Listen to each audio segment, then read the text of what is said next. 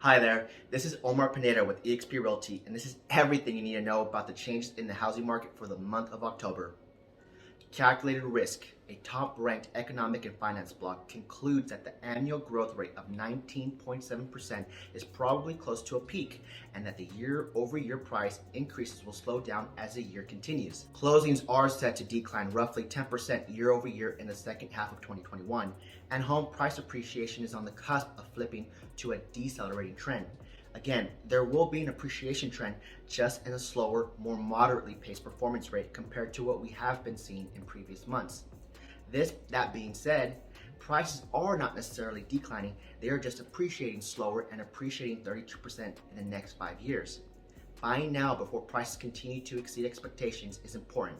Buying now is mission critical. When we forecast the fourth quarter of the market with the pandemic in place, fall is usually the start of the slower season.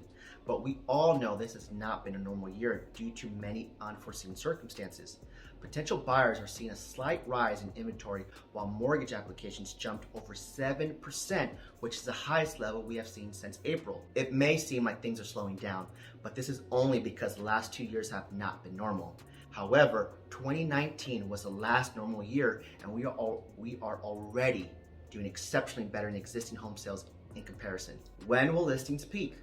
It could continue to grow at the rate it was like back in 2020 or fall, but there are 3 reasons professionals like myself think the listings will continue to increase throughout the fall and into the winter months. Number 1, the constraint of the pandemic making it difficult to show homes and to hold open houses is starting to shift as more people get vaccinated and homeowners start to feel more comfortable with having more people in their homes, thus mitigating their risk. Number 2, new construction is taking place and starting to grow more rapidly, allowing more options for potential buyers and current homeowners to consider when they sell. There is no longer a lack of options compared to the options other sellers had in the past. Number 3, it is the end of forbearance, and as a result is creating new listings. Do not worry, this will not lead to a wave of foreclosures, but it will allow homeowners to be able to sell their homes and have enough equity to more than cover the expenses of actually selling. As far as interest rates are concerned, it is possible that in the next year we could bring prices down that may result in further economic and financial challenges to come to a halt.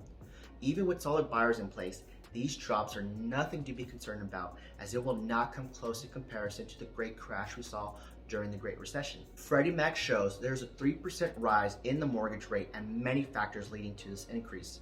The economy is recovering, not as quickly as we would like, but it is slowly making a comeback. There will be no sharp spike in the rise of prices, just a gradual growth inching back up, making interest rates rise just a bit. The buyer purchasing power will cost more and financing will be harder as rates also rise. Again, this is Omar Pineda with eXp Realty, and allow me to elevate your lifestyle.